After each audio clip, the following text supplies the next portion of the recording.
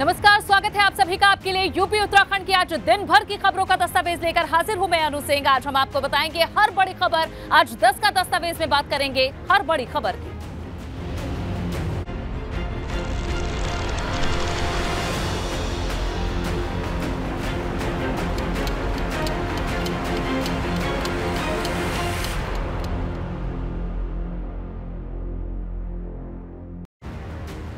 UP Uttarakhand के कई शहरों में भूकंप के झटके महसूस किए गए। शाम तकरीबन 8 बजे ये भूकंप के झटके महसूस किए गए। दिल्ली एनसीआर के अलावा बुलंदशहर, बिजनौर, मुरादाबाद में भूकंप के झटके महसूस हुए। वहीं उत्तराखंड के रुद्रप्रयाग, बागेश्वर, ऋषिकेश, खटीमा, कोटद्वार, पिथौरागढ़, मसूरी और श्रीनगर में भी भूकंप के झटके महसूस किए गए। भूकंप का केंद्र नेपाल का दुधारू कोट बताया जा रहा है। वहीं रिएक्टर स्केल पर भूकंप की तीव्रता 5.4 दर्ज की गई। जैसे ही भूकंप के झटके महसूस हुए, लोग अपने घरों से बाहर निकल गए। नोएडा में भी हल्के भूकंप के झटके महसूस किए गए। हालांकि नेपाल का दुधारू कोट इसका केंद्र बताया जा रहा है। बागेश्वर, ऋषिकेश, खटीमा, रुद्रप्रयाग, कोटद्वार, पिथौरागढ़, मसूरी और श्रीनगर में भी झटके महसूस हुए। इसके अलावा दिल्ली एनसीआर के साथ ही बुलंदशहर, बिजनौर, मुरादाबाद में भी भूकंप के झटके महसूस हुए। तस्वीरें आप देख सकते हैं अलग अलग शहरों की, जहां दिल्ली, नोएडा, ग्रेटर नोएडा, उत्तरकाशी में किस तरह से भूकंप के झटके महसूस किए गए। घरों में लटके हुए पंखे हिलने लगे। जैसे ही लोगों ने भूकंप के झटके महसूस किए, लोग खुले मैदान की तरफ दौड़े। मुझे लगा कि शायद मुझे चक्कर आ रहे हैं, और जब इधर भगदड़ सी मची तो मैंने पूछा और सुना तो एक्चुअली वो हकीकत में ही भूकंप था। और बिल्कुल भी उम्मीद इसलिए नहीं थी क्योंकि अभी लास्ट वीक ही गाजियाबाद में, दिल्ली एनसीआर में इस तरह की घटना हुई है, और ये दोबारा से जो भूकंप आया है इसने तो बिल्कुल हिला दिया है। हम लोग प्रकृति के साथ जरूर खिलवाड़ कर रहे हैं। मैं अपनी बिल्डिंग में आया था, फैन चल रहा था, एकदम देखा तो फैन हिल रहा था। तो मैंने जब फैन हिलता हुआ देखा तो मुझे महसूस हुआ कि शायद भूकंप आया। तो मैं बड़ी तेज़ी से अपनी बिल्डिंग से नीचे उतरा और बाहर की तरफ गया। मुझे महसूस हुआ कि भूकंप बहुत स्पीड से आया है। पंखा काफ़ी तेज़ हिला था। मुझे महसूस हुआ इस बात का। मैं रूम में स्टडी कर रहा था तो एकदम से मेरी टेबल हिली, मेरी चेयर हिली, तो देखा तो भूकंप। तो एकदम से मैं अपनी बिल्डिंग से बाहर आया और बस नीचे आके खड़ा हुआ हूँ तो पता लगा कि भूकंप आया है। मैंने दोस्तों को अपने फ़ोन करा तो सबने बताया कि हाँ भैया भूकंप आया था। महसूस हुआ था। मैं अपने बेड पे लेटा हुआ था तो काफ़ी तेज़ झटके महसूस हुए थे। तो मैं उठ के बाहर भी आया। मैंने 2 मिनट 5 मिनट वेट किया, फिर मैं वापस अपने गया, लेकिन झटके महसूस हुए थे। झटके काफ़ी तेज़ थे। वहीं उत्तराखंड के सीएम पुष्कर सिंह धामी ने भी भूकंप के झटके महसूस किए। पिथौरागढ़ में सीएम धामी ने भूकंप के झटके महसूस किए। जहां सीएम धामी ने जब ये भूकंप के झटके महसूस किए, उन्होंने भी ये बात अपनी साझा की। सीएम पुष्कर सिंह धामी ने भी भूकंप के झटके महसूस किए गए। उनके द्वारा पिथौरागढ़ में सीएम धामी ने भूकंप के झटके महसूस किए। तो आज न सिर्फ उत्तर प्रदेश के अलग अलग शहरों में बल्कि उत्तराखंड में भी कई जगहों पर भूकंप के झटके तकरीबन 8 बजे आज शाम महसूस किए गए हैं। सीएम पुष्कर सिंह धामी ने भी भूकंप के झटके महसूस किए। पिथौरागढ़ में भी थे। पिथौरागढ़ में सीएम ने भूकंप के झटके महसूस किए, जहां नेपाल में इन भूकंप का केंद्र बताया जा रहा है। 5.4 की तीव्रता से ये भूकंप आया था।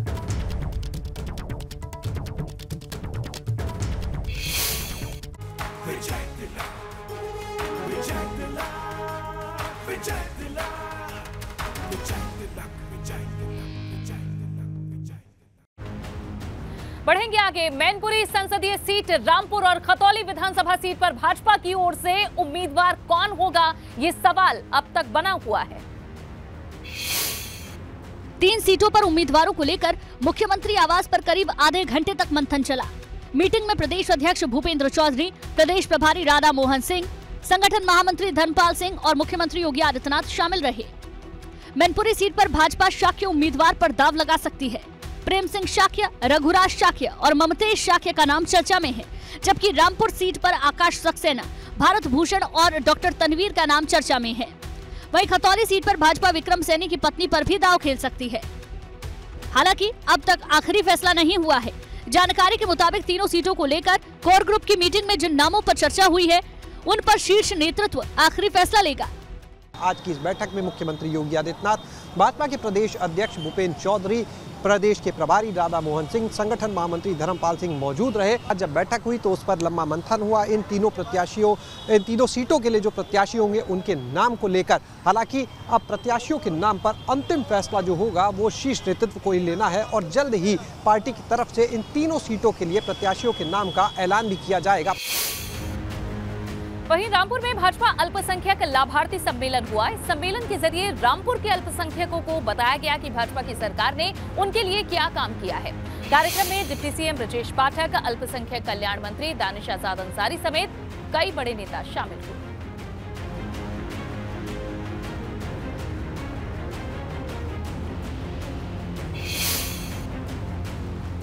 रामपुर में भाजपा अल्पसंख्यक मोर्चा की ओर से आयोजित लाभार्थी सम्मेलन में शामिल हुए डिप्टी सीएम ब्रजेश पाठक ने कहा कि पसमानदा समाज भाजपा के साथ जुड़ा रहा है क्योंकि पीएम ने पसमानदा समाज की परेशानी को समझा। वहीं यूपी सरकार में मंत्री बलदेव सिंह औलख ने कहा है कि लोकसभा उपचुनाव की तरह विधानसभा उपचुनाव में भी मुसलमान वर्ग उनका साथ जरूर देगा। महात्मा गांधी स्टेडियम रामपुर में जिस ढंग से अल्पसंख्यक समाज के, पसमानदा समाज के पूरे खचाखच स्टेडियम में अल्पसंख्यक समाज ने भारतीय जनता पार्टी के सम्मेलन में हिस्सा लिया है। मैं रामपुर के सभी लोगों को बहुत बहुत मुबारकबाद देता हूं, बधाइयां देता हूं और आभार प्रकट करता हूं और उनको भरोसा दिलाता हूं आदरणीय प्रधानमंत्री नरेंद्र मोदी जी के नेतृत्व में सबका साथ, सबका विकास, सबका विश्वास के तहत हम लोग काम करेंगे। मैं आपको दावे के साथ कहना चाहता हूं कि जिस तरह से लोकसभा की सीट यहां से रामपुर से निकली है, ऐसे ही विधानसभा की सीट भी भारतीय जनता पार्टी के पक्ष में रहेगी। ये मैं आपको उधर डिंपल यादव सोमवार को मैनपुरी संसदीय सीट से अपना नामांकन दाखिल कर सकती हैं। हालांकि भाजपा की रणनीति डिंपल की राह मुश्किल कर सकती है। मुलायम सिंह यादव के निधन से खाली हुई मैनपुरी संसदीय सीट पर उपचुनाव को भाजपा मौके की तरह देख रही है, जो कि समाजवादी पार्टी से बड़ी चुनौती साबित हो सकता है। सवाल उठ रहा है कि क्या डिंपल यादव मुलायम सिंह यादव की सियासी विरासत को बचा पाएंगी। बात हुई है, जो आगामी चुनाव है उसके बारे में डिस्कशन हुआ है, किस तरीके से क्या रणनीतियाँ रहेंगी, कैसे हम लोग वहाँ पे उतरने वाले हैं, काम करने वाले हैं, इसके बारे में बात हुई है। लग करके प्रचार प्रसार में लगेंगे और मजबूती से वहाँ पे काम करेंगे।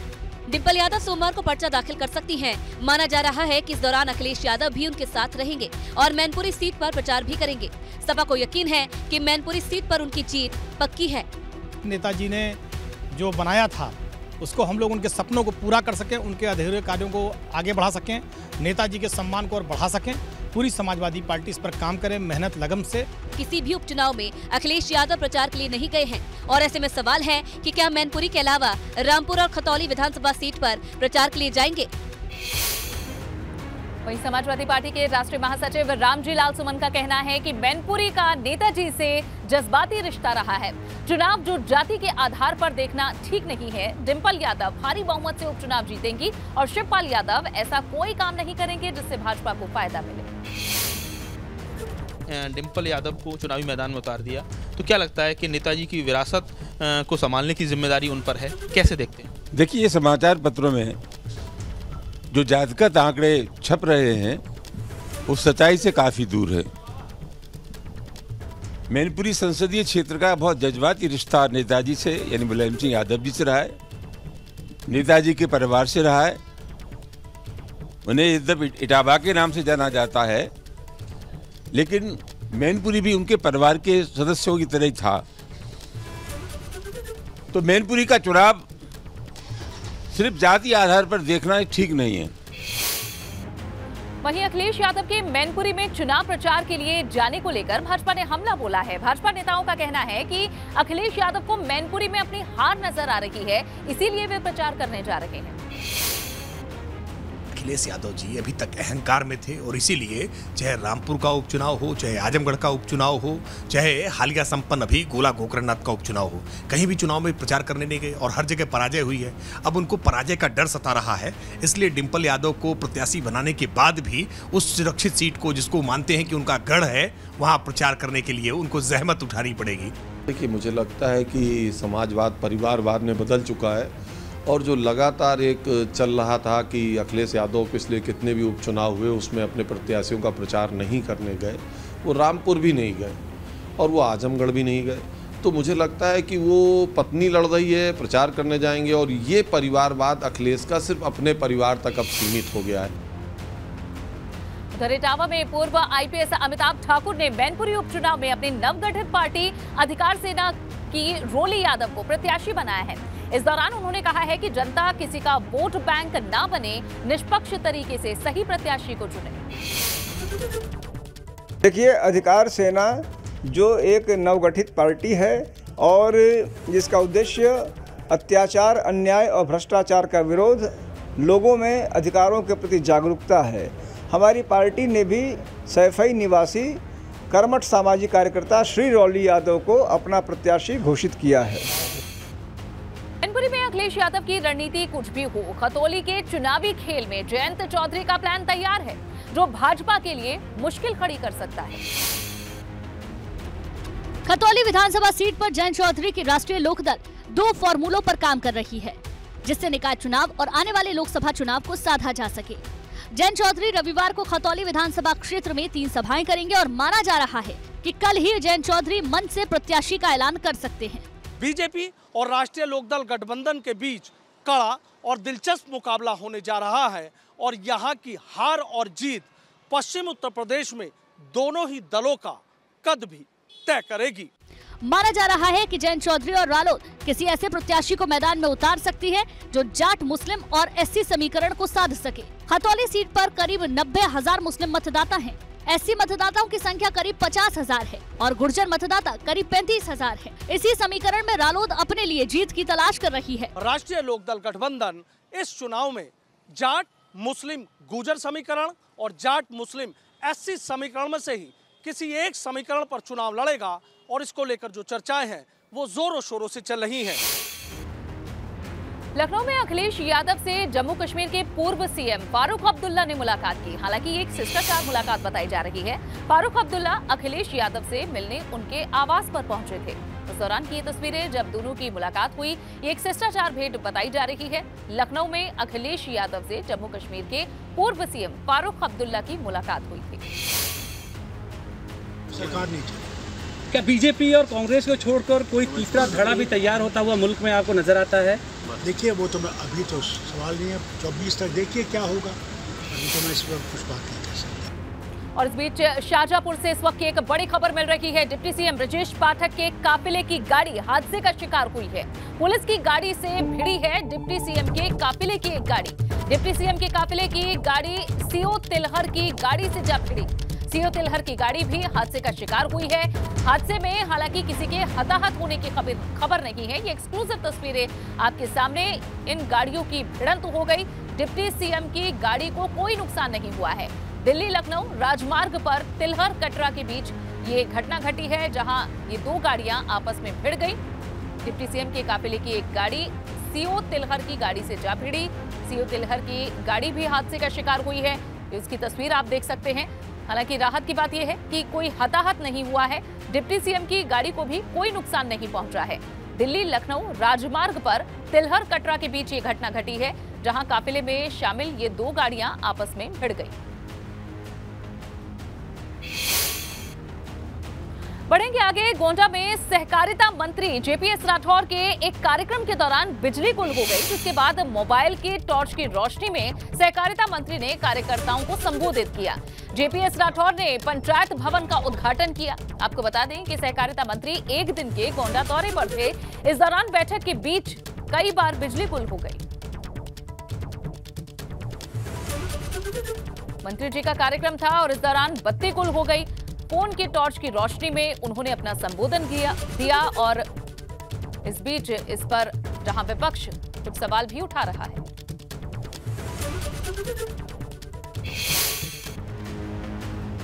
मऊ में परिवहन मंत्री दयाशंकर सिंह का पारा 7वें आसमान पर पहुंच गया। दरअसल परिवहन मंत्री ने रोडवेज का औचक निरीक्षण किया और बस अड्डे का फर्श टूटा मिला, जिस पर अधिकारियों को फटकार लगाई। साथ ही शौचालय की बदहाल हालत पर भी परिवहन मंत्री ने नाराजगी जाहिर की। इस दौरान मैनपुरी उपचुनाव में भाजपा की जीत का परिवहन मंत्री ने दावा किया है और अखिलेश यादव पर तंज भी कसा है।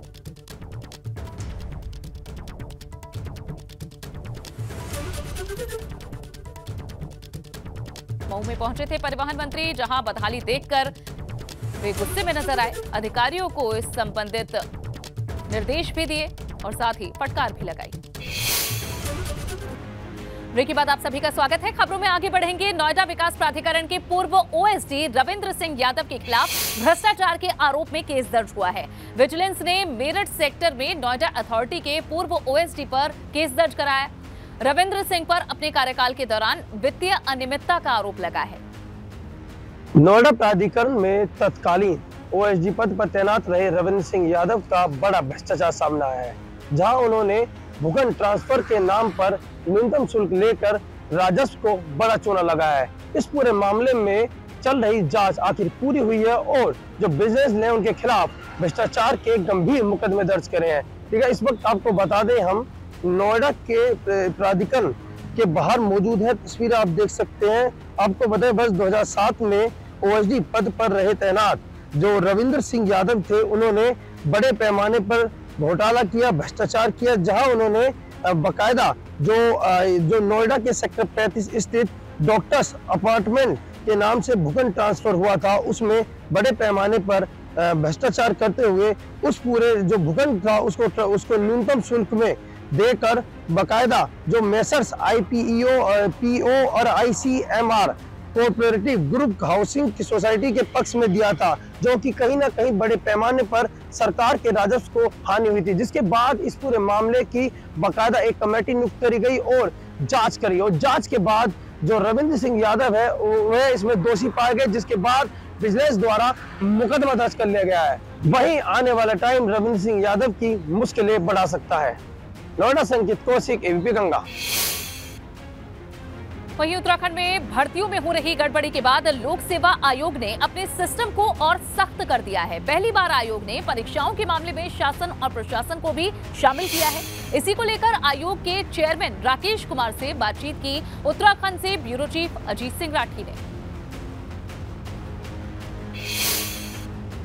हमारे साथ बातचीत करने के लिए लोक सेवा आयोग के चेयरमैन हैं डॉक्टर राकेश कुमार साहब, और डॉक्टर राकेश कुमार की पृष्ठभूमि बहुत ही शानदार रही है, यहाँ सब लोग जानते हैं। आपने एक नए सिस्टम को ईजाद करने के लिए, ताकि परीक्षा में किसी तरह की गड़बड़ी ना हो और उन योग्य और संवेदनशील युवाओं के साथ किसी तरह की कोई नाइंसाफ़ी ना हो, एक नई तरह की आपने यहाँ व्यवस्था शुरू करने का संकेत दिया है। चीफ सेक्रेटरी थे, आप थे, तमाम जिलाधिकारी थे, तो क्या है आगे? सबसे महत्वपूर्ण बात इसमें यह है, मेरा शुरू से ये प्रयास रहा है कि कैसे शासन को हम इसमें इन्वॉल्व करें, शासन प्रशासन को इन्वॉल्व करें।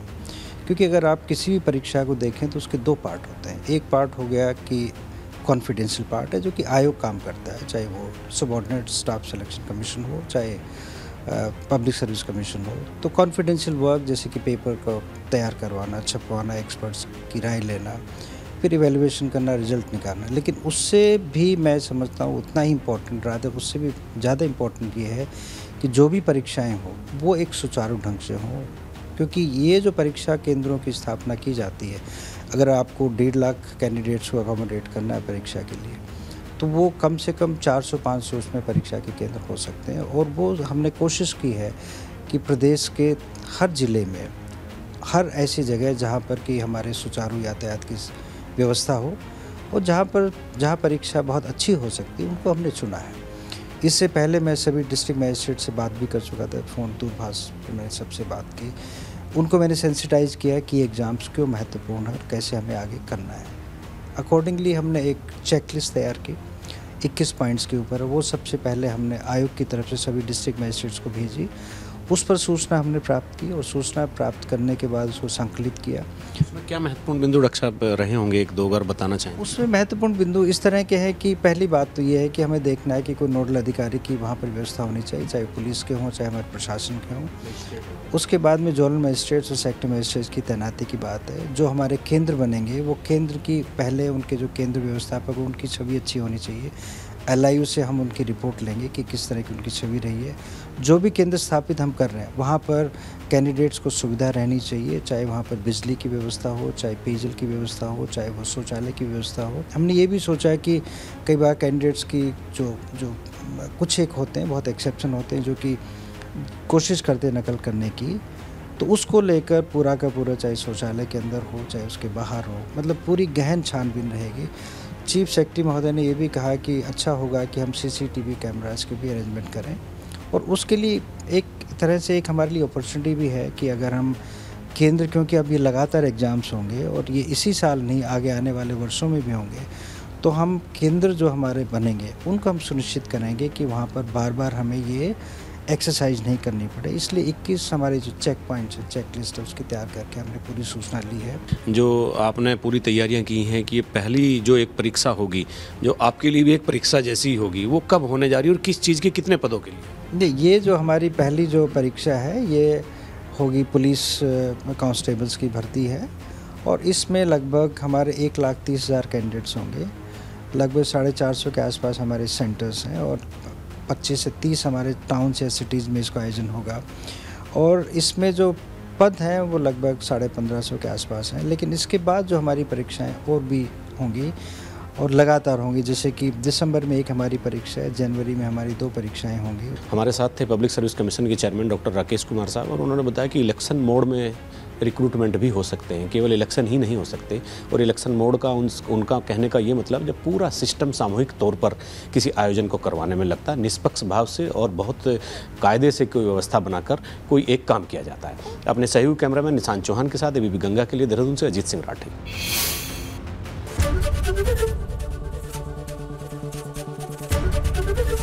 एबीपी गंगा, खबर आपकी, जुबान आपकी।